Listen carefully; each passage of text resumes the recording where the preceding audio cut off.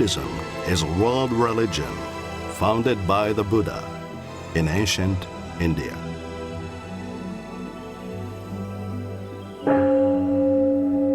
Buddhists seek wisdom, meaning, inner peace, and freedom from greed, hatred, and ignorance.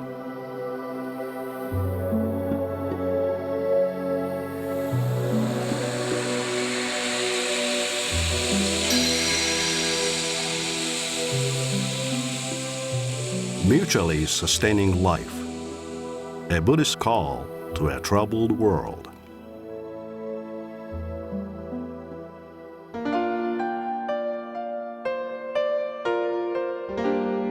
Do not seek to know Buddha by his form or attributes, for neither the form nor the attributes are the real Buddha.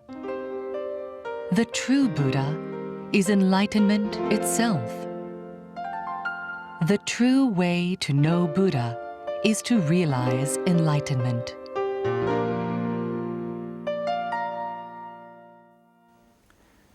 During the previous two shows, we looked at the life of the Buddha and related spiritual themes.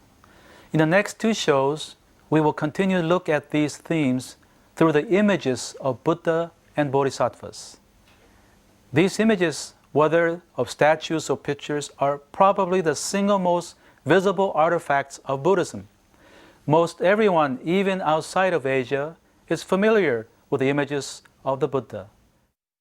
While such images are so common today and play such important roles in the religious lives of Buddhists, it's very interesting that the practice of representing the Buddha in human form did not begin for several hundred years after the Buddha had passed on.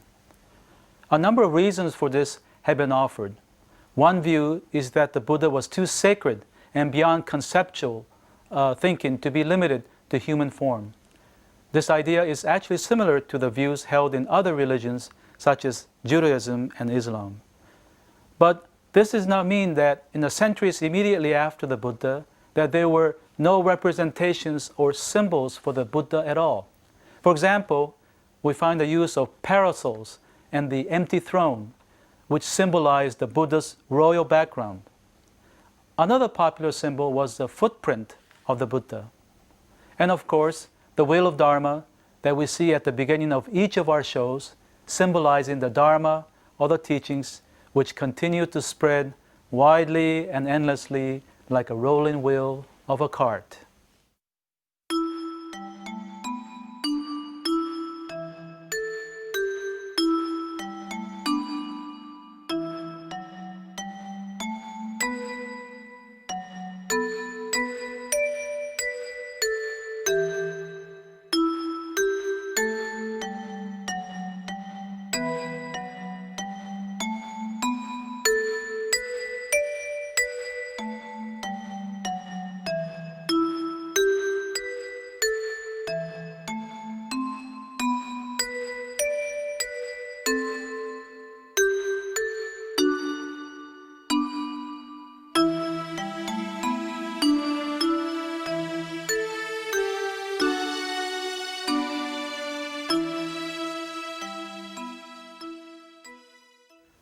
To tell us more about the Buddha images, we have with us today a guest.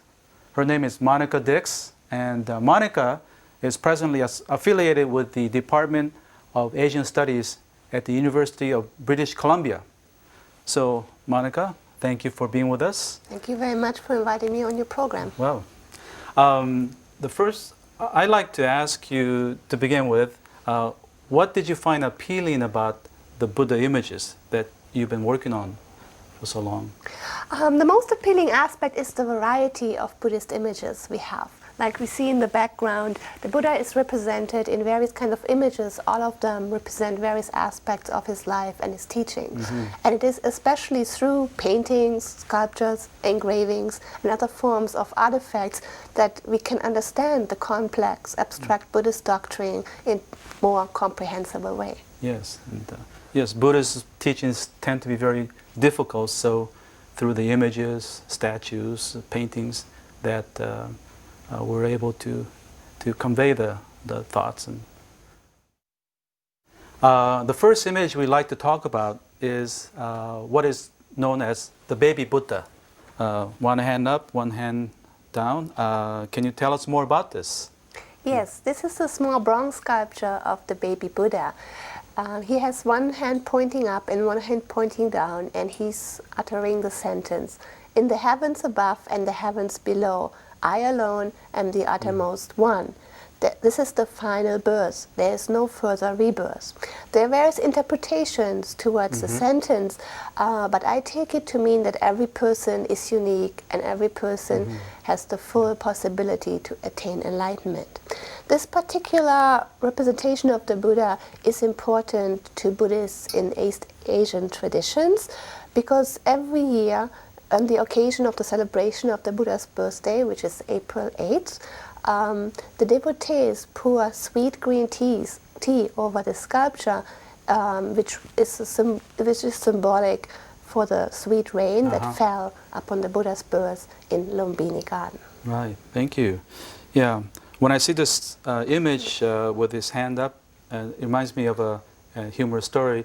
Once a man that I know at the temple that I used to serve, he came up to me and he asked, is the Buddha a football fan? I said, why do you ask that? He says, well, because he has his hands up like this, and he looks like those guys at the San Francisco 49er games with those fingers saying, "We're number one, we're number one."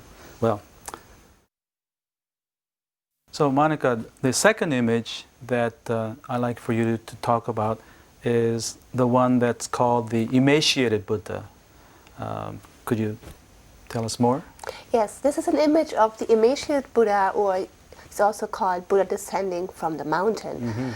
And this image relates to the story that following the Buddha's encounter of an old person, a sick person, and a dead person, he departed from his family and he took up residence in the mountain to practice ascetic meditation.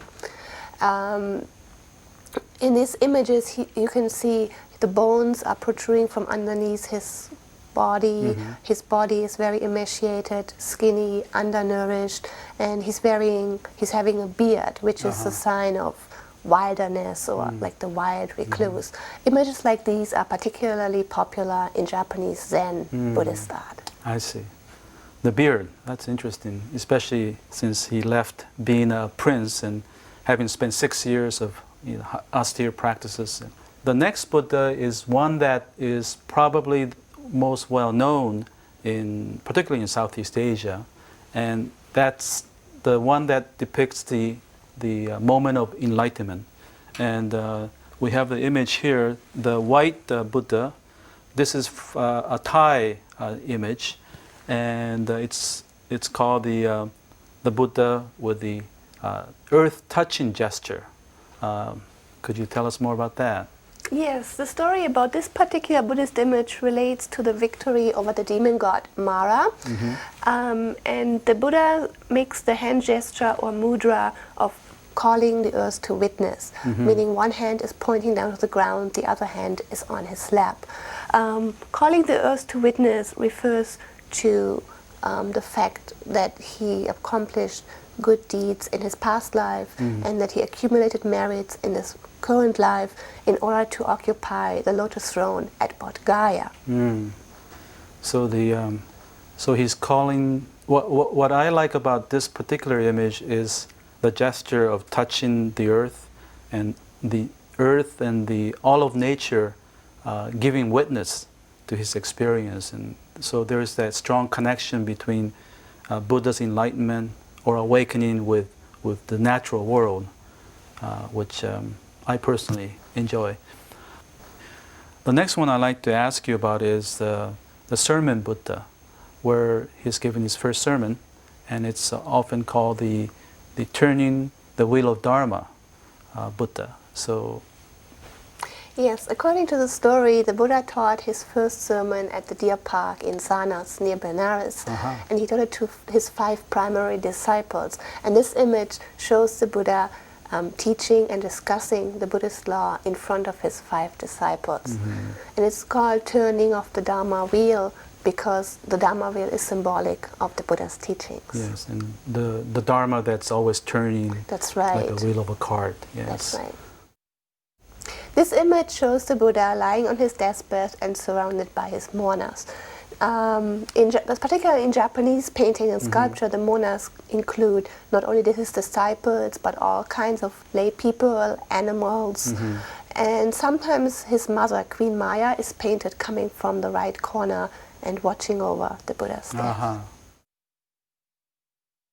So the last Buddha I'd like to ask you about is the so-called Laughing Buddha. And we have an image here. And so can you tell us about this? Yes, the Chinese Laughing Buddha, which has a happy disposition, a fat belly, and in this image he's wearing a bag, but sometimes he's also depicted being surrounded by many children, is considered a form of Maitreya. However, this attribution is rather problematic because originally this particular deity was a Chinese fertility figure and did not belong to the traditional Buddhist canon. And his Chinese name is Putai Hoshang, meaning hemp-back monk. And in China, he's seen at the street corners and temples, and people rub his belly in order to aspire for good luck and prosperity. Yes. Will it bring me luck, do you think? I think so. I hope so.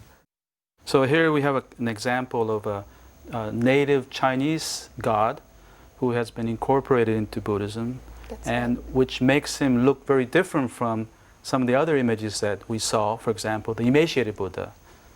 Quite a contrast between the two. So, as you can see, these images are not idols to be worshipped, as they in themselves don't hold any special power. Instead, through the images, we are inspired to be like him. Even if we cannot be exactly like him, what is important is that we aspire in our own way to realize awakening. Hence, we have today's passage. Do not seek to know the Buddha by his form or attributes, for neither the form nor the attributes are the real Buddha. The true Buddha is enlightenment itself. The true way to know the Buddha is to realize enlightenment. Monica will be joining us once again next week as we continue to take a look at the images of Buddhism. Well, Monica, thank you for being with us. See you next week. I'm looking forward to joining you again.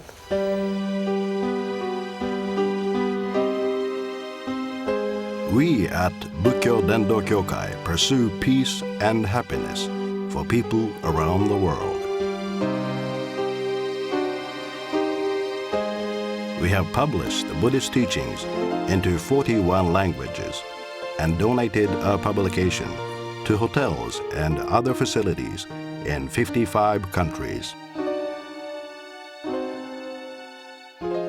We would like to share the Buddhist teachings with people around the world. That's our mission. Visit our website for more information.